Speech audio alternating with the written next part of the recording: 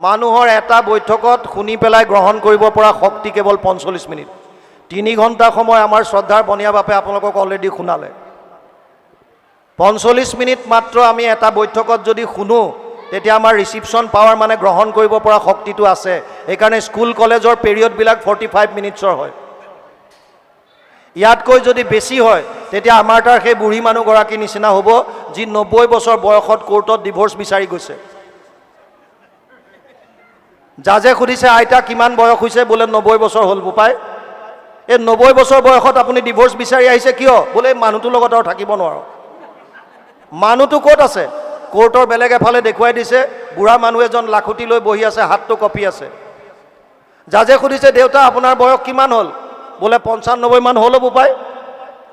জাজে কৈছে ৯৫ বছৰত আপোনাক ডাইভোৰ্চ বিচাৰি আপুনি আহিছে, ডিভোৰ্চ লাগে আপোনাক?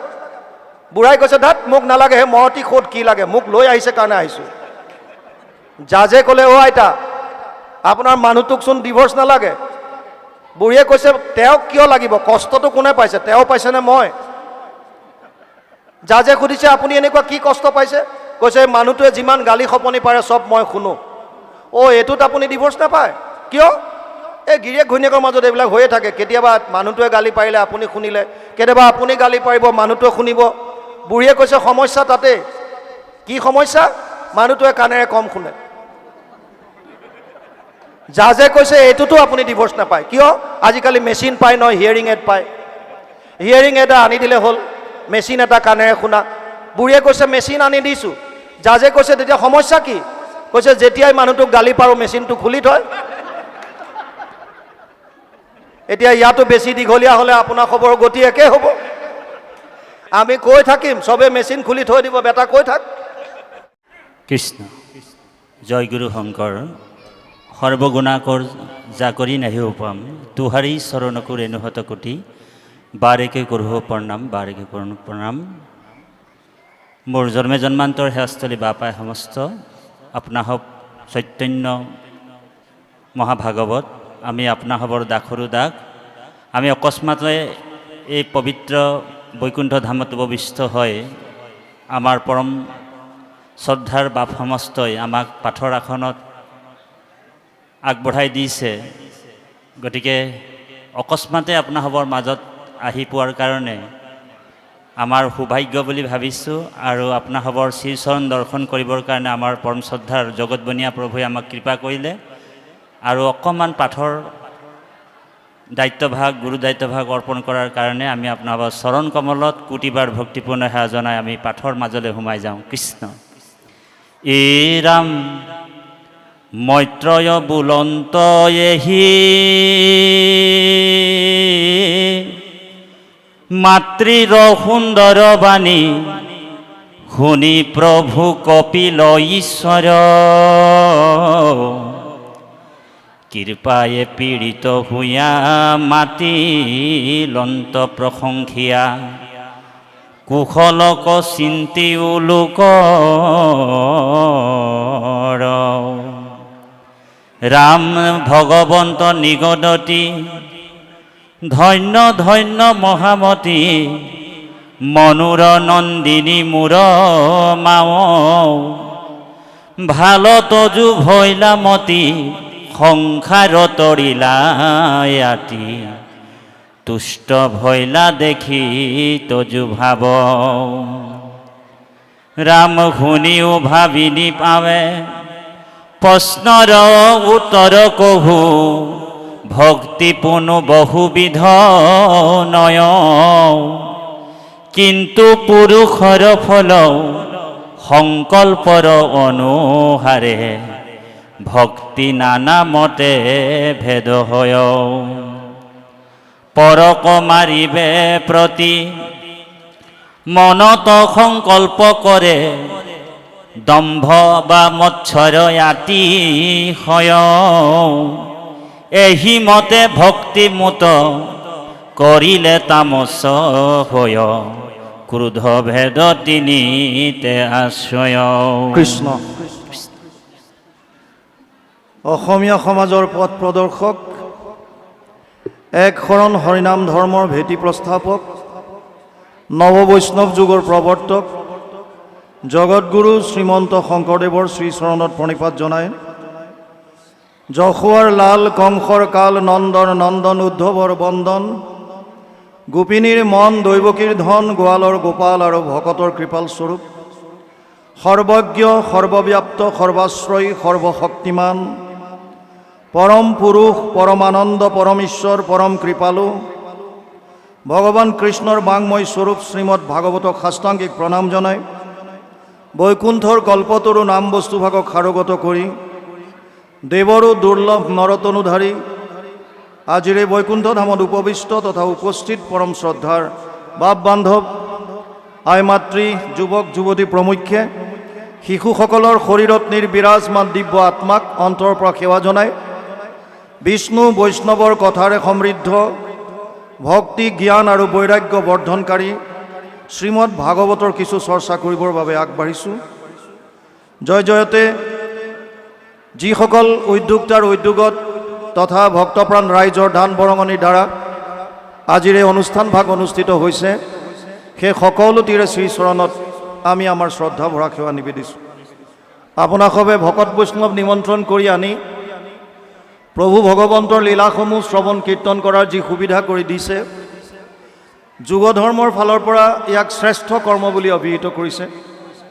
ব্যাসদেৱে ভাগৱতত লিখিছে, কৃতেয়ত ধ্যায়াত বিষ্ণু ত্ৰেতায়াম যজতে মকে দ্বাপৰে পৰিচাৰ্যায়াম কলৌ তদ হৰি কীৰ্তনাত 12:3-52 দ্বাদশ স্কন্ধ 3য় অধ্যায় 52 নম্বৰ শ্লোক ভাগৱত। অনুবাদ কৰিছে মহাপুৰুষ মাধৱদেৱে তেওঁৰ অনবদ্য গ্ৰন্থ নামঘোষা যুগ ধৰ্ম নিৰ্ণয় 399 পদযোগাত। মাধৱ পুৰুষে লিখিছে, সত্য যুগে ধ্যান, ত্ৰেতা যুগে যজ্ঞ, দ্বাপৰ যুগত পূজা, কলিত হৰিৰ কীৰ্তন বিনাই আওৰ নাহিকে দুজা। যুগ ধৰ্মৰ ফালৰ পৰা বিশেষভাৱে কলি যুগত আমি দৈনন্দিন জীৱনত যি তিনি ধৰণৰ কষ্ট ভোগ কৰি আছোঁ, আধি দৈবিক, আধি ভৌতিক আৰু আধ্যাত্মিক। আধি দৈবিক সেইবিলাক কষ্ট বা তাপ যিবিলাক দৈব্য দোষত আমি পাওঁ, যেনে হঠাৎ ভূমিকম্প আহিল। আজি প্ৰায় 2 মাহ আগত ম্যানমাৰত ভূমিকম্পত প্ৰায় 1700 মানুহৰ মৃত্যু হৈছে। হঠাৎ বহুত গৰমত মানুহৰ মৃত্যু হৈছে। ধুমুহা আহিল, বৰষুণত, বানপানীত, দৈব্যবশত যিবিলাক সংঘাত বা কষ্ট আমি ভোগ কৰিবলগীয়া হৈছে, শাস্ত্ৰই ইয়াক নামাকৰণ কৰিছে আধি দৈবিক তাপ। এটা হৈছে আধি ভৌতিক। ভৌতিক শব্দটো ভূতৰ পৰা আহিছে। ভূত ইয়াত প্ৰাণীক বুজাইছে। প্ৰাণীৰ পৰা যিবিলাক কষ্ট জীৱনত আমি পাইছোঁ, কুকুৰে কামুৰিলে, মেকুৰীয়ে আঁচুৰিলে, সাপে খুটিলে, মানুহে মানুহক কষ্ট দিলে। আজি প্ৰায় 1.5 মাহ 2 মাহ আগত আপোনালোকে সকলোৱে জানে, কাশ্মীৰৰ পেহেলগামত পাকিস্তানী উগ্ৰবাদীয়ে প্ৰায় 27 জন নিৰপৰাধী লোকক গুলীয়াই হত্যা কৰিলে। মানুহে মানুহক কষ্ট দিছে। মৰাসকল মৰি গৈছে, তাৰ কাৰণে আকৌ আৰু বাকীসকলৰ মনত কষ্ট। বিভিন্নজনে আমি প্ৰাণীৰ পৰা যেতিয়া কষ্ট পাওঁ, ভূতৰ পৰা যেতিয়া কষ্ট পাওঁ, শাস্ত্ৰই ইয়াক নামাংকিত কৰিছে আধি ভৌতিক তাপ।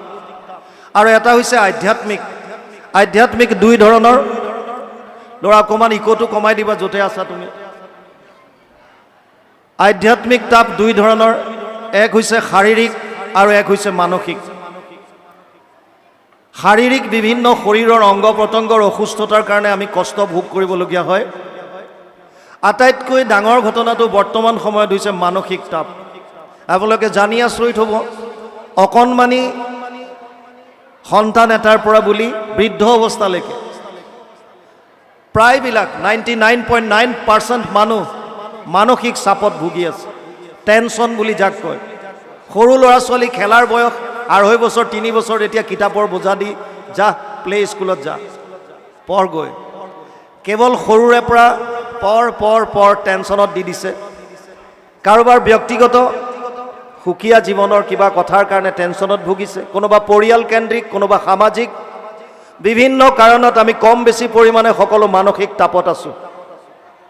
আৰু এই 3টা তাপৰ পৰা পৰিত্ৰাণ পাবলগীয়া, তাপত্ৰয় উন্মূলনম, 3টা তাপৰ পৰা পৰিত্ৰাণ পাব পৰা যদি কলি যুগত সহজ সৰল কিবা উপায় আছে, আৰু যিটোৰ বিষয়ে শাস্ত্ৰৰ উত্তম 2খন গ্ৰন্থই কৈ গৈছে, গীতা ভাগৱত, সেয়া হৈছে কেৱল আৰু কেৱল কৃষ্ণৰ একান্ত শৰণ আৰু ভকতৰ সংগত বিষ্ণু আৰু বৈষ্ণৱৰ লীলাসমূহৰ শ্ৰৱণ কীৰ্তন। সেইকাৰণে যিসকলে উদ্যোগ লৈ এনেধৰণৰ অনুষ্ঠান অনুষ্ঠিত কৰে, তেওঁলোক শ্ৰদ্ধাৰ পাত্ৰ, সেৱাৰ যোগ্য। আমি পুনৰবাৰ সমস্ত সেৱকীৰ শ্ৰীচৰণত আমাৰ শ্ৰদ্ধা ভৰা সেৱা নিবেদিছোঁ। বৰ্তমান অসমত ভাগৱতৰ জোৱাৰ উঠিছে, চাৰিওফালে কেৱল ভাগৱতৰ চৰ্চা। বৰ ভাল কথা। প্ৰত্যক্ষভাৱে হোৱাৰ উপৰিও সামাজিক মাধ্যমৰ দ্বাৰা, ছ'চিয়েল মিডিয়াৰ দ্বাৰা, ইউটিউব হওক, ফেচবুক হওক, ইনষ্টাগ্ৰাম হওক, আমি প্ৰায়বিলাকে ভাগৱত শ্ৰৱণ কৰিছোঁ। ডাঙৰ কথা হৈছে ব্যাসদেৱে পদ্মপুৰাণৰ উত্তৰ খণ্ডত এটা কথা লিখি গৈছে, এতদস্মাৎ পৰম কিঞ্চিত মনশুদ্ধেন বিদ্যতে জন্মান্তৰে ভৱেৎ পুণ্যম তদা ভাগৱতম লভেৎ। পদ্মপুৰাণ উত্তৰ খণ্ড ভাগৱত মহাত্ম প্ৰথম অধ্যায় 12 নম্বৰ শ্লোক। ব্যাসদেৱে কৈছে ভাগৱততকৈ শ্ৰেষ্ঠ গ্ৰন্থ ভাৱ শুদ্ধিকৰণৰ কাৰণে আন একো নাই। যদি আমাৰ মনৰ ভাৱ শুদ্ধ কৰিব লাগে তেতিয়াহ'লে উপায় এটাই দিছে, সেইটো হৈছে ভাগৱতৰ শ্ৰৱণ কীৰ্তন। আৰু আমি সকলোৱে কৰিছোঁ। এতিয়া ঘটনা হ'ল, যেতিয়া ব্যাসদেৱে লিখি থৈ গৈছে ভাগৱত শুনিলে মনৰ ভাৱ শুদ্ধ হয়, তেতিয়া আমাৰ মনৰ ভাৱবিলাক সকলোৰে শুদ্ধ হ'ব লাগিছিল। আৰু যদি মনৰ ভাৱবিলাক শুদ্ধ হয় তেতিয়াহ'লে আমাৰ দ্বাৰা কোনো ধৰণৰ অপকৰ্ম সমাজত ঘটিব নালাগে। চোৰ, ডকাইত, হিংসা, কাম, ক্ৰোধ, লোভ, মোহ এইবিলাক একো থাকিব নালাগে যদি ভাগৱত শুনিছোঁ। কিন্তু সমাজলৈ যদি আমি চাওঁ, আমাৰ নিজলৈ যদি আমি চাওঁ, তেতিয়া দেখা পাওঁ যে আমি এতিয়াও যদিও ভাগৱত শ্ৰৱণ কৰিছোঁ, মনৰ ভাৱবিলাক শুদ্ধ কৰিব পৰা নাই। তেতিয়া ব্যাসদেৱে মিছা কথা কৈ গ'ল নেকি? ব্যাসদেৱ ভগৱানৰ অৱতাৰ। ব্যাস নামে ভৈলা সত্যৱতীৰ সন্ততি, দেখিলাহা প্ৰজা ভৈলা অতি অল্পমতি, কৰিলা অনেক শাখা চাৰিও বেদৰ, ভাৰত পুৰাণ শাস্ত্ৰ নিৰ্মিলা বিস্তৰ। কীৰ্তনত গুৰুজনাই লিখি থৈ গৈছে। গুৰুজনাও প্ৰভু ভগৱন্তৰ অৱতাৰ, ব্যাস প্ৰভু ভগৱন্তৰ অৱতাৰ। গতিকে তেওঁলোকে মিছা কথা কোৱা নাই। আমাৰ সমস্যাটো আছে, আমি শুনাত শুনিছোঁ কিন্তু তাৰ পৰা মনৰ ভাৱ শুদ্ধ হোৱা নাই। কাৰণ কি হ'ব পাৰে? যেনেধৰণে শুনিব লাগে তেনেধৰণে শুনা নাই। এতিয়াও যদি আপোনালোকে প্ৰত্যক্ষ কৰে, এই মুহূৰ্তত যদিও ইয়াত ভাগৱত চলি আছে, আপোনালোকৰ মাজৰে হয়তো 30%, 40% মানুহ এতিয়াও অন্যমনস্ক হৈ আছে। আছে ইয়াতে ভাগৱতৰ অনুষ্ঠানত, কিন্তু কি কৈ আছে তেওঁলোকৰ কৰ্ণৰ ফুটাই ৰন্ধ্ৰই দি সোমোৱা নাই। কিয়? জন্মান্তৰে ভৱেৎ পুণ্যম তদা ভাগৱতম লভেৎ। বহু জন্মৰ পুণ্য সঞ্চিত হ'লেহে ভাগৱতৰ কথা শ্ৰৱণ কৰিব পাৰিব, নহ'লে ইয়াত থকাৰ পাছতো ভাগৱতৰ কথা কৰ্ণৰ ৰন্ধ্ৰই দি ভিতৰত প্ৰৱেশ কৰিব নোৱাৰে। আৰু সেইটো কেতিয়া সম্ভৱ হ'ব? ভগৱান কৃষ্ণই অৰ্জুনক কৈছে গীতাত, শ্ৰদ্ধাৱান লব্ধতে জ্ঞানম তৎপৰে সং যতেন্দ্ৰিয় জ্ঞানম লব্ধ পৰম শান্তি অচিৰেণ অধিগচ্ছতি। 4ৰ্থ অধ্যায় 39 নম্বৰ শ্লোক গীতা। হে অৰ্জুন, যিজন শ্ৰদ্ধাৱান হ'ব তেওঁহে জ্ঞান লাভ কৰিব পাৰিব। শ্ৰদ্ধা কেতিয়া আহিব? যেতিয়া ভাগৱতৰ মাহাত্ম্য জানিব। ভাগৱতখন অধ্যয়ন কৰিলে নহ'ব, ইয়াৰ মাহাত্ম্যটো কি আছে, ভাগৱত কিহৰ কাৰণে ইমান প্ৰচাৰ হৈছে, কিহৰ কাৰণে ইমান মানুহে শ্ৰৱণ কৰিছে, কিবা এটা নিশ্চয় থাকিব লাগিব। কি আছে ভাগৱতত? ব্যাসদেৱে লিখিছে, যত্ৰ যত্ৰ ভাগৱতী বৰ্ত ভক্তি আদি কাম ব্ৰজেত কথা শব্দম সমকৰ্ণম তত্ৰিকম তৰুণয়েত। পদ্মপুৰাণ উত্তৰ খণ্ড ভাগৱত মাহাত্ম্য 3য় অধ্যায় 9 নম্বৰ শ্লোক। য'ত য'ত ভাগৱতৰ কথা হয় তালৈ 3টা বস্তু আগমন ঘটে, শ্ৰোতাৰ হৃদয়ত আহি স্থিত হয়, ভক্তি, জ্ঞান আৰু বৈৰাগ্য। যিমান শুনিব সিমান আপোনালোকৰ হৃদয়ত ভক্তি বস্তু বাঢ়িব, জ্ঞান বৃদ্ধি হ'ব আৰু ভোগবাদৰ প্ৰতি বৈৰাগ্যৰ ভাৱ আহিব, যদি প্ৰকৃত শ্ৰোতা হিচাপে শ্ৰৱণ কৰে। ব্যাসদেৱে সেইকাৰণে কৈছে, কথা ভাগৱতস্যাপি নিত্যম ভৱতি যত গৃহে তৎ গৃহম তীৰ্থ ৰূপম হি বাসতম পাপনাশনম। পদ্মপুৰাণ উত্তৰ খণ্ড ভাগৱত মাহাত্ম্য 3য় অধ্যায় 29 নম্বৰ শ্লোক। তাত কৈছে, ভাগৱত কথা যিখন ঘৰত সদায় হয়, পুৱা গধূলি গুৰু সেৱা কৰাৰ পাছতে হওক বা যিকোনো সময়ত হওক, যদি অকণমানো সদায় ভাগৱতৰ অধ্যয়ন বা পাঠ কৰে, যিখন ঘৰত এইটো অভ্যাস আছে, সেই ঘৰখন তীৰ্থক্ষেত্ৰলৈ ৰূপান্তৰিত হ'ব। কোনো তীৰ্থক্ষেত্ৰত যোৱাৰ প্ৰয়োজন নাই। ব্যাসদেৱে কৈছে, আপোনালোকৰ ঘৰত যদি জানি বা অজানিতে কিবা পাপ হৈছিল, সমস্ত পাপৰ পৰা পৰিত্ৰাণ পাব পাৰিব। ভাগৱত সমস্ত শাস্ত্ৰৰ সাৰ। আমাৰ সনাতন ধৰ্মৰ মূল হৈছে বেদ। বেদৰ সাৰ ভাগ আছে বেদান্তত, উপনিষদ লাষ্টৰ পাৰ্টটোত। আৰু ভাগৱত বেদান্তৰ সাৰ বুলি ব্যাসদেৱে লিখি থৈ গৈছে। সৰ্ব বেদান্ত সাৰম হি শ্ৰী ভাগৱতম ইষ্যতে য়স্য ৰসামৃত তৃপ্তস্য নানন্যত্ৰ ৰতি ক্বচিত। 12, 13, 15 দ্বাদশ স্কন্ধ ত্ৰয়োদশ অধ্যায় 15 নম্বৰ শ্লোক ভাগৱত। অনুবাদ কৰিছে মহাপুৰুষ মাধৱদেৱে, ঘোষা 18 নম্বৰ পদজোকা। সমস্ত বেদান্ত সাৰ মহাভাগৱত শাস্ত্ৰ, ইহাৰ অমৃত ৰস পায় পৰম সন্তোষে পান কৰিলে যিজনে তাৰ অন্যত্ৰ ৰসত ৰতি নাই। যদি সন্তুষ্ট মনে শ্ৰদ্ধা সহকাৰে যিকণ সময় শুনে, আপোনালোকে যদি একান্তভাৱে শ্ৰৱণ কৰিবলৈ চায়, এই যিকণ পুণ্য আপোনালোকে পাব, ইয়াৰ যিখিনি কৃপা আপোনালোকে পাব, সেইখিনি কেতিয়াও নষ্ট নহয়। পাৰ্থ নৈব ইহ না অমূত্ৰ বিনাশস্তৈচ্য বিদ্যতে নাহি কল্যাণকৃত কচ্চিত দুৰ্গতিম তাত গচ্ছতি। 6ষ্ঠ অধ্যায় 40 নম্বৰ শ্লোক গীতা। অৰ্জুনক কৈছে, হে অৰ্জুন, যোনে মনুষ্য জীৱনত তিল মানুহ যদি ভক্তি আহৰণ কৰি ল'ব পাৰিলে, এই ভক্তি এই লোকততো নষ্ট নহয়, আপোনাৰ শৰীৰ শেষ হোৱাৰ পাছতো ভৱিষ্যত যিটো জন্ম পাব তাতো আপোনাৰ ভক্তি শেষ নহয়, তাৰ পৰাহে ষ্টাৰ্ট হ'ব।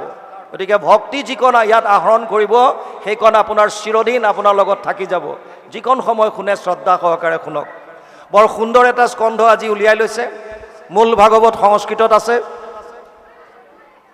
12টা স্কন্ধ, 335টা অধ্যায়, 18,000 শ্লোক, 5,96,000 শব্দ, 10টা লক্ষণ ভাগৱতৰ। অত্ৰ স্বৰ্গ বিসৰ্গছ স্থানম পোষণম উতয় মনন্তৰ এশ অনুকথা নিৰোধ মুক্তি আশ্ৰয়। 2:10 দ্বিতীয় স্কন্ধ 10ম অধ্যায় 1ম শ্লোক ভাগৱত। তাত কৈছে স্বৰ্গ বিসৰ্গ স্থান পোষণ উতি মনন্তৰ ঈশানু নিৰোধ মুক্তি আশ্ৰয়। 10টা লক্ষণ ভাগৱতত আছে। ভাগৱতৰ স্কন্ধ আছে 12টা। প্ৰথম আৰু দ্বিতীয় স্কন্ধ দুটা জাষ্ট পাতনি বুলি ভাবক, কাহিনী আকাৰে আনি এটা পাতনি আৰম্ভ কৰিছে। ভাগৱতৰ লক্ষণ আৰম্ভ কৰিছে তৃতীয়ৰ পৰা। তৃতীয় স্কন্ধ স্বৰ্গ। স্বৰ্গ মানে আদি সৃষ্টি। কোটি কোটি ব্ৰহ্মাণ্ডৰ কেনেকৈ সৃজন হ'ল, আমি নামত গাওঁ কোটি কোটি ব্ৰহ্মাণ্ডৰ হৰি অধিকাৰী। এই কোটি কোটি ব্ৰহ্মাণ্ডৰ সৃজন কেনেকৈ হ'ল, এয়া জানিবৰ কাৰণে তৃতীয় স্কন্ধ স্বৰ্গ আদি সৃষ্টি নাম দি বৰ্ণন কৰিছে। চতুৰ্থ স্কন্ধ লক্ষণ হৈছে বিসৰ্গ। ব্ৰহ্মা আদিৰ দ্বাৰা সৃষ্টিৰ বিকাশ কেনেকৈ হ'ল, এইখিনি জানিবৰ কাৰণে চতুৰ্থ স্কন্ধ অধ্যয়ন কৰিব লাগিব। পঞ্চম স্কন্ধ লক্ষণ হৈছে স্থান। ভূগোল আৰু খগোলৰ বিষয়ে যদি জানিব বিচাৰে, খগোল মানে গ্ৰহ নক্ষত্ৰৰ বৰ্ণনা, তেতিয়াহ'লে পঞ্চম স্কন্ধ অধ্যয়ন কৰিব লাগিব। ষষ্ঠ স্কন্ধ পোষণ। প্ৰভু ভগৱন্তই কোটি কোটি ব্ৰহ্মাণ্ডত ব্যাপ্তমান হৈ থকা জীৱসমূহৰ কেনেকৈ পোষণ কৰে, এয়া জানিবৰ কাৰণে চিত্ৰকেতু উপাখ্যান, বৃত্তাসুৰ বধ, অজামিল উপাখ্যান, বিভিন্ন সুন্দৰ সুন্দৰ আখ্যান উপাখ্যানৰ দ্বাৰা বৰ্ণনা কৰিছে। সপ্তম স্কন্ধ লক্ষণ হৈছে উতি। উতি মানে বাসনা। 3 ধৰণৰ বাসনা আছে, দৈবিক বাসনা, আসুৰিক বাসনা, মানৱীয় বাসনা। মহন্তৰ কৃপাত দৈবিক বাসনাৰ সৃষ্টি হয়, এয়া বুজাবৰ কাৰণে প্ৰহ্লাদৰ চৰিত্ৰ আনিছে 5টা অধ্যায়ত। আসুৰিক বাসনা, মহন্তৰ কোপত আসুৰিক বাসনাৰ উদ্ভৱ হয়, সেয়া বুজাবৰ কাৰণে হিৰণ্যকশিপু আৰু হিৰণ্যক্ষৰ কথা আনিছে। কেনেকৈ 4 সিদ্ধই ক্ৰোধ কৰি পেলাই জয় বিজয়ক সাপ দিলে, কেনেকৈ হিৰণ্যক্ষ হিৰণ্যকশিপু হ'ল, এয়া সুন্দৰভাৱে বৰ্ণনা আপোনালোকে সপ্তম স্কন্ধত পাব। মানৱীয় বাসনা বুজাবৰ কাৰণে বৰ্ণাশ্ৰম ধৰ্মৰ কথা যদিও সংস্কৃত ভাগৱতত 5টা অধ্যায়ত বৰ্ণনা কৰিছে, অসমীয়ালৈ ইয়াৰ অনুবাদ কৰা নাই। কাৰণ ভক্তি মাৰ্গত বৰ্ণাশ্ৰম ধৰ্মৰ প্ৰয়োজন নাই। মহাপুৰুষ মাধৱদেৱে কৈছে, নহো জানা আমি 4 জাতি, 4ও আশ্ৰমী নোহোৱাতি। আমি ব্ৰাহ্মণ ক্ষত্ৰিয় বৈশ্য আৰু শূদ্ৰ এই 4টা জাতিটো নপঢ়োঁ, আৰু ব্ৰহ্মচৰ্য গাৰ্হস্থ বানপ্ৰস্থ সন্ন্যাস এই 4টা আশ্ৰমো আমাৰ নাই। আমাৰ এটাই জাতি, দাসৰো দাস টান দাসৱ হৈলোঁ আমি। আমি হৈছোঁ দাস। তৃণাদপি সুনিচেনত, এডাল তৃণতকৈ সৰু, য'ত গুৰুজনাই আদৰ্শ দেখুৱাই থৈ গৈছে কৃষ্ণৰ কিংকৰ বুলি। মাধৱ পুৰুষে লিখিছে দাসৰো দাস বুলি। গতিকে আমি একেবাৰে দাস, আৰু স্বামী হৈছে ভগৱান কৃষ্ণ। সেইকাৰণে ইয়াত বাকী আৰু আমাৰ মাজত কোনো ভেদভাৱ দিয়া নাই, উচ্চ নীচ জাতি ভেদ এইবিলাক নাইকিয়া। অষ্টম স্কন্ধ লক্ষণ হৈছে মনন্তৰ। মনু আৰু মনু পুত্ৰসকলৰ বিষয়ে যদি জানিব বিচাৰে তেতিয়াহ'লে অষ্টম স্কন্ধ অধ্যয়ন কৰিব লাগিব। নৱম স্কন্ধ ঈশানু। ঈশ ৰুলাৰ, ৰুলাৰ মানে শাসনকৰ্তা। ঈশৰ পৰা ঈশ্বৰ হৈছে। ঈশ্বৰ বুলি কোৱাৰ লগে লগে আমি ভগৱান বুলি ভাবোঁ, হয়, এফালৰ পৰা চাবলৈ গ'লে ভগৱানো নোহোৱা নহয়, কিন্তু ঈশ্বৰ শব্দৰ প্ৰকৃত অৰ্থ হৈছে শাসনকৰ্তা, ৰুলাৰ। সেইকাৰণে নৰৰ ঈশ্বৰ নৰেশ্বৰ বুলি কয়, ৰজাক নৰেশ্বৰ বা নৰেশ বুলি কয়, ৰজা। নৰৰ ঈশ্বৰ বা নৰৰ ঈশ, ঈশ মানে ৰুলাৰ। ঈশ্বৰ ভগৱান হয়েই, তেওঁ সকলোকে শাসন কৰিছে। এতিয়া ইয়াত নৱম স্কন্ধত ভগৱান বিষ্ণু আৰু বৈষ্ণৱসকলৰ বিষয়ে সুন্দৰভাৱে বৰ্ণনা আছে। ৰজা মহাৰজাৰ ৰাজবংশাৱলী, চন্দ্ৰবংশ সূৰ্যবংশৰ যদি আপুনি বংশাৱলী চাব বিচাৰে, ৰজা মহাৰজাৰ বিষয়ে জানিব বিচাৰে, তেতিয়া নৱম স্কন্ধ। দশম স্কন্ধ লক্ষণ হৈছে নিৰোধ। 335টা অধ্যায়ৰ 90টা অধ্যায় আছে দশম স্কন্ধত। আটাইতকৈ ডাঙৰ স্কন্ধ, ভাগৱতৰ হৃদয়। প্ৰলয়ৰ সময়ত সমস্ত জীৱৰাশি যিজন প্ৰভু ভগৱন্তৰ উদৰত অৱৰুদ্ধ হৈ থাকে, সেইজনৰ অৱতাৰৰ পৰা বিভিন্ন লীলা বৰ্ণন কৰিছে দশম স্কন্ধত। একাদশ স্কন্ধ লক্ষণ হৈছে মুক্তি। মুক্তি মানে মোকলাই দিয়া, খুলি দিয়া। বান্ধোনত যিসকল আছে সেইসকলক মুক্তিৰ প্ৰয়োজন। যদি আপোনাৰ কোনো বান্ধোনেই নাই তেতিয়াহ'লে মুক্তিৰ প্ৰয়োজন কি? আৰু যদি বান্ধোন আছে, কিহৰ বান্ধোন, কেনেকৈ মুক্তি পাব, সেয়া জানিবৰ কাৰণে নিমি নৱসিদ্ধ সংবাদ, কৃষ্ণ উদ্ধৱ সংবাদ বৰ সুন্দৰ সুন্দৰ কথাৰে একাদশ স্কন্ধত বৰ্ণনা দি গৈছে। দ্বাদশ স্কন্ধ আশ্ৰয়। আশ্ৰয় মানে শৰণ। শৰণ ক'ত ল'ম, শৰণৰ উপযুক্ত স্থান কি, এয়া বুজিবৰ কাৰণে দ্বাদশ স্কন্ধ। ব্যাসদেৱে কৈছে, দশমৰ্থ বিশুদ্ধ্যাৰ্থম নবানিমিহ লক্ষণম বৰ্ণয়ন্তী মহাত্মান শ্ৰুতেনা অৰ্থেন চাঞ্জসা। 2:10-2 দ্বিতীয় স্কন্ধ দশম অধ্যায় 2 নম্বৰ শ্লোক। তাত লিখিছে, দশম লক্ষণটোক শুদ্ধ ৰূপত প্ৰতিপন্ন কৰিবৰ কাৰণে বাকী 9টা লক্ষণ বৰ্ণনা কৰিছে। এয়া হৈছে থুলমূলকৈ ভাগৱতত কি আছে। ভাগৱত আৰম্ভ হৈছে নৈমিষাৰণ্যত। 28,000 ঋষিমুনি এনেকৈ বহিছে। ৰোমহৰ্ষণৰ পিতেক উগ্ৰশ্ৰৱা সূতক ব্যাখ্যাৰ আসনত বহুৱাই দিছে। 28,000 ঋষিৰ ভিতৰত যিজন কথামৃত ৰসস্বাদ কুশল শৌনকো অব্ৰবীত। কথামৃত পান কৰাত যিজন কুশল, সেইজনৰ নাম দিছে শৌনক। শৌনকে প্ৰশ্ন কৰিছে, সূতমুনিয়ে উত্তৰ দিছে, আৰু এই প্ৰশ্নোত্তৰে হৈছে ভাগৱত। মূল প্ৰশ্ন, তত্ৰ তত্ৰ অঞ্জসা আয়ুষ্মান ভৱতা য়ত বিনিশ্চিতাম পুংসাম একান্তত শ্ৰেয় তৎ ন সংশিতুম অৰ্হসি। 1:1-9 প্ৰথম স্কন্ধ প্ৰথম অধ্যায় 9 নম্বৰ শ্লোক ভাগৱত। তাত কৈছে, শৌনকে প্ৰশ্ন কৰিছে সূতমুনিক, কলিযুগৰ মানুহে কল্যাণ সাধনৰ অৰ্থে, অৰ্থাৎ 3টা তাপৰ পৰা পৰিত্ৰাণ পাবলৈ, মায়াৰ পৰা উদ্ধাৰ হ'বলৈ, পৰমানন্দ লাভ কৰিবলৈ, পৰম গতি লাভ কৰিবলৈ, বৈকুণ্ঠ ধামত যাবৰ কাৰণে কি কৰ্ম কৰা উচিত, এইটো হৈছে ভাগৱতৰ মূল প্ৰশ্ন। আৰু তাৰ ওপৰত ভিত্তি কৰি ভাগৱত আগবাঢ়িছে। বৰ্তমান চলি আছে কপিল দেৱহূতিৰ সংবাদ ভক্তিযোগ। ভক্তিযোগ ইমান সময়ত আমাৰ সকলোৰে শ্ৰদ্ধাৰ অসমৰ বিশেষ ব্যাখ্যাকাৰ, আমি যাৰ পৰা প্ৰথম অৱস্থাত ব্যাখ্যা শুনিছিলোঁ, বিশ্বনাথ চাৰিআলিত প্ৰথম ভাগৱত ব্যাখ্যাৰ অনুষ্ঠান আমাৰ বাপজনাই ক'ব, আমাৰ গাঁৱতে কৰা হৈছিলে। 2001 নে 2003 আছিল। আৰু তাৰ পাছত সেইটো অঞ্চলত পিছত ব্যাখ্যাৰ অনুষ্ঠানবিলাক আৰম্ভ হৈছে। আৰু তাত আমাৰ বাপজনাই, জগতবনীয়া বাপ আমাৰ সকলোৰে শ্ৰদ্ধাৰ, তেখেতেই হাত ধৰিছিল, তাত ব্যাখ্যা কৰি আমাক শুনাইছিল। আমি তেতিয়া চাকৰিত আছিলোঁ আৰু আহি শুনিছিলোঁ। তাৰপিছত আপোনালোকৰ আশীৰ্বাদ, গুৰুজনাৰ কৃপা, আৰু আমাৰ যিসকল পুৰোধা ব্যাখ্যাকাৰ আগৰ আমাৰ জ্যেষ্ঠ আছে, সেইসকলৰ কৃপাত আমিও অকণমান কৃষ্ণৰ কথা ক'বৰ কাৰণে আগবাঢ়ি আহিছোঁ।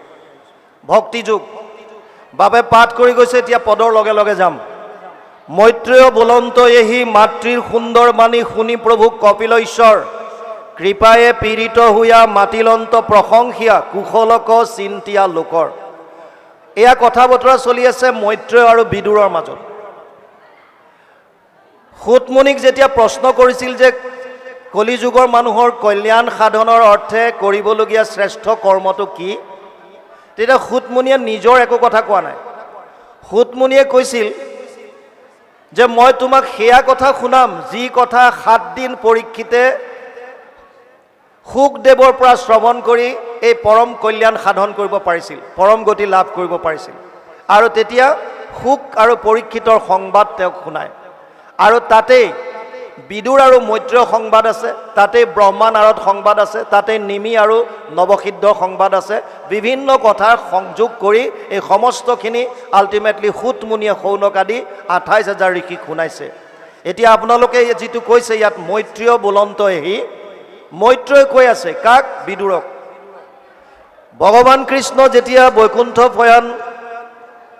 বৈকুণ্ঠ প্ৰয়াণৰ সিদ্ধান্ত যেতিয়া লৈছিল, তেতিয়া তেওঁৰ পৰম বান্ধৱ উদ্ধৱে গৈ বিৰল স্থানত ভগৱানক প্ৰশ্ন কৰিছিল, তদ বিয়োগেন তে ভক্তম কথম স্থাস্যন্তি ভূতলে নিৰ্গুণ উপাসনে কষ্টম অত কিঞ্চিত বিচাৰায়। পদ্মপুৰাণ উত্তৰখণ্ড ভাগৱত মহাত্ম 3য় অধ্যায় 59 নম্বৰ শ্লোক। উদ্ধৱে প্ৰশ্ন কৰিছিল, হে প্ৰভু, তুমি যদি বৈকুণ্ঠলৈ গতি কৰা, তোমাৰ ভকতসকলে কি কৰিব? ধৰাধামত থাকি তোমাক কেনেকৈ পাব? কি কৰিলে কেনেকৈ কি হ'ব? আৰু তেতিয়া উদ্ধৱক ভাগৱতৰ ধৰ্মৰ বিষয়ে ভগৱানে কৈছিল। সেই সময়ত আৰু এজন আহি ওলাইছিল তাত, সেইজনে হৈছে মৈত্ৰেয়। অৰ্থাৎ বৈকুণ্ঠ প্ৰয়াণৰ প্ৰাক মুহূৰ্তত দুজনক ভাগৱতৰ কথা শুনাইছিল, এজন হৈছে উদ্ধৱ আৰু আনজন হৈছে মৈত্ৰেয়। আৰু ভগৱান কৃষ্ণই সেই সময়ত অনুশোচনা কৰি কৈছিল, মই এই সময়ত বিদুৰ খুৰাক লগ নাপালোঁ। বিদুৰ কেনেকুৱা ভাগ্যৱান, যিজন ভক্তৰ কথা ভগৱানে স্মৰণ কৰিছে। গতিকে তেনেকুৱা এজন ভকত হ'বলৈ সেইটো এটা বহুত ভাগ্য লাগিব। আৰু উদ্ধৱক কৈছিল যে উদ্ধৱ, যদি বিদুৰক পোৱা ক'বা, তেওঁ মৈত্ৰেয় মুনিৰ আশ্ৰমত গৈ ভাগৱত ধৰ্মৰ বিষয়ে শিকি ল'ব। মৈত্ৰেয় মুনিৰ আশ্ৰম বৰ্তমান উত্তৰাখণ্ডৰ হৰিদ্বাৰৰ গংগাৰ পাৰত এটা ঘাট আছিল, আনন্দ ঘাট, তাত মৈত্ৰেয় মুনি আছিল। আৰু বিদুৰ কুৰুক্ষেত্ৰ যুদ্ধৰ সময়ত যেতিয়া তীৰ্থ ভ্ৰমণত আছিল, তাৰ পৰা উভতি আহোঁতে ইফালে উদ্ধৱ যেতিয়া বদৰিকাশ্ৰমলৈ গৈছে, বাটত দুইজন মহাপুৰুষৰ সংযোগ হয়। আৰু ইয়াত উদ্ধৱে বিদুৰক কয়, ভগৱান কৃষ্ণৰ আদেশ যে তুমি মৈত্ৰেয়ৰ পৰা ভাগৱতৰ কথা শুনি আহা। তেতিয়া বিদুৰে বাহিৰে বাহিৰে উত্তৰাখণ্ডত যায় আৰু গৈ মৈত্ৰেয় মুনিৰ আশ্ৰমত মৈত্ৰেয়ক লগ কৰে। বিদুৰৰ প্ৰশ্ন আছিল এটা, কিহৰ কাৰণে ক'বলগীয়া হ'ল? বিদুৰে সুধিছিল, সুখায় কৰ্মাণি কৰতি লোক নাতে সুখম ৱা অন্যত বিপৰীতম ৱা বিন্দেত ভূয় ততএব দুঃখম যদক্ত যুক্তম ভগৱান বদেন্না। 3:5-2 তৃতীয় স্কন্ধ 5ম অধ্যায় 2 নম্বৰ শ্লোক ভাগৱত। বিদুৰৰ চিধা প্ৰশ্ন। প্ৰত্যেকজন মানুহে সংসাৰত সুখ পাব বিচাৰিছে, কিন্তু আৰু সুখ পাবৰ কাৰণে কৰ্ম কৰিছে, দিন ৰাত একাকাৰ কৰি কৰ্ম কৰিছে, কিন্তু সুখ নাপায়, দুখ পায়। ইয়াৰ কাৰণটো কি? আৰু তেতিয়া মৈত্ৰেয়ে বিভিন্ন কাহিনীৰ দ্বাৰা তেওঁক বুজাবলৈ গৈছে। আৰু সেয়া কৈ থাকোঁতে কপিল দেৱহূতিৰ কথা আহিছে। ইয়াত আমাৰ বনীয়া বাপজনাই নিশ্চয় ক'লে যে দেৱহূতিয়ে প্ৰশ্ন কৰিলে, ইয়াৰ আগত সাংখ্য যুগ কৈছিল, ধ্যান যুগৰ বিষয়ে কৈছিল, আৰু তাৰ পাছত ক'লে ভক্তি যুগ কি, মোক বুজাই দিয়া। এই ভক্তি যুগ মানে কি, এই কথাখিনি বুজাবলৈ যোৱাৰ কাৰণে এতিয়া ইয়াত কৈছে মৈত্ৰেয় বুলন্ত এহি। মৈত্ৰেয় বিদুৰক কৈ আছে, মাতৃৰ সুন্দৰ বাণী শুনি প্ৰভু কপিল ঈশ্বৰ। মাকৰ এই সুন্দৰ প্ৰশ্নটো শুনি, কোনটো প্ৰশ্ন? ভক্তি যুগ মানে কি, মোক কোৱা। এই প্ৰশ্নটো শুনাৰ পিছত কৃপায়ে পীড়িত হুয়া মাতিলন্ত প্ৰশংসিয়া কুশলক চিন্তিয়া লোকৰ। কপিল প্ৰভুৱে সমস্ত প্ৰাণীৰ কুশল চিন্তা কৰি মাকৰ প্ৰশ্নটো শুনি অতি আনন্দিত হৈ এতিয়া উত্তৰ দিছে। কি কৈছে? ভগৱন্ত নিগদতি ধন্য ধন্য মহামতী মনুৰ নন্দিনী মূৰ মাও ভাল তজু ভৈলামতী সংসাৰ তাৰিলা আতি তুষ্ট ভৈলো দেখি তজু ভাৱ। কপিল ভগৱানৰ অৱতাৰ, সেইকাৰণে ভগৱন্ত নিগদতি বুলি কৈছে। ভগৱানে কৈছে, কি কৈছে? ধন্য ধন্য মহামতী মনুৰ নন্দিনী মোৰ মাও। হে মনুৰ জীয়ৰী, মোৰ মাতৃ, তোমাৰ যিটো প্ৰশ্ন তুমি মোক কৰিছা, তোমাৰ মনটো অতি ধন্য হৈছোঁ মই শুনি। কাৰণ এটা শুদ্ধ অন্তৰৰ মানুহেহে জনকল্যাণৰ অৰ্থে প্ৰশ্ন কৰে। প্ৰশ্নকৰ্তা বহুত আছে। এবিধ আছে অতি দুখত মানুহে প্ৰশ্ন কৰে। এজন মানুহ মৰি গ'ল, বুকুত ভুকুৱাই কান্দি আছে, তই কিয় মোক এৰি গলি? তাৰ মানে সেই মৃতকৰ পৰা উত্তৰটো বিচৰা নাই, মাত্ৰ দুখটো প্ৰকট কৰিছে। এইটো হৈছে দুখত কৰা প্ৰশ্ন। এবিধ আছে ক্ৰোধত কৰে প্ৰশ্ন। যেতিয়া খং উঠে তেতিয়া মানুহে প্ৰশ্ন কৰে, তই মোক কি কৰিব পাৰ? তাৰ মানে এইটো সুধিব বিচৰা নাই যে তই মোক ঘোচা মাৰি দাঁতকেইটা ভাঙি দিম বুলি ক, এইটোও বিচৰা নাই, মাত্ৰ প্ৰশ্ন কৰিছে ক্ৰোধত। এবিধ আছে নিজৰ প্ৰেজেন্সটো দিব বিচাৰে, উপস্থিতি। কি কৈ আছে কথা, কি পাঠ চলি আছে তাৰ লগত কোনো সংগতি নাই। এবাৰ স্বামী বিবেকানন্দক এজনে প্ৰশ্ন কৰিছে, কবিৰ দাসে কিয় দাড়ি ৰাখিছিল? কবিৰ দাসে দাড়ি কিয় ৰাখিছিল এইটো প্ৰশ্ন কৰিছিল স্বামী বিবেকানন্দক। বিবেকানন্দই উত্তৰ দিছিল যে কবিৰ দাসে এইকাৰণেই দাড়ি ৰাখিছিল, যদি তেওঁ দাড়ি নাৰাখিলেহেঁতেন তেতিয়াহ'লে আজি হয়তো আপুনি প্ৰশ্ন কৰিলেহেঁতেন কবিৰ দাসে কিয় দাড়ি ৰখা নাছিল, সেইকাৰণে তেওঁ দাড়ি ৰাখিছিল। তাৰ মানে কিছুমান কোনো লিংক নাই, মাত্ৰ নিজৰ উপস্থিতিটো দেখুৱাব বিচাৰিছে। এচাম মানুহ আছে তেওঁলোকে ভাবে যে এই বাপজনে বিৰাট টপৰ কৈ আছে, এনেকুৱা এটা টান প্ৰশ্ন কৰোঁ যাতে হেয় জ্ঞান কৰিব পাৰোঁ, ইয়াক বহাই থৈ দিওঁ। সেই বুলি অকণমান ইটিকিংমূলক হওক বা ছাপ্ৰেছ কৰিবৰ কাৰণে বিভিন্ন ধৰণৰ প্ৰশ্নৰ অৱতাৰণা কৰে। কিন্তু যিজন পঞ্চম প্ৰশ্নকৰ্তা সেইজন এনেকুৱা হয় যিজনে যিটো বিষয় চলি আছে সেই বিষয়ৰ লগত সংগতি ৰাখি সমস্ত লোকৰ কাৰণে প্ৰশ্নটো উত্থাপন কৰে, যাতে সেই প্ৰশ্নটোৰ উত্তৰ দিওঁতে মোৰ লগতে সকলোৰে যাতে উপকৃত হয়। ইয়াত দেৱহূতিয়ে যিটো প্ৰশ্ন কৰিছে ভক্তিযোগ মানে কি, ইয়াত দেৱহূতিৰ লগতে সমস্ত মানৱ জাতিৰ কল্যাণ সাধন হৈছে।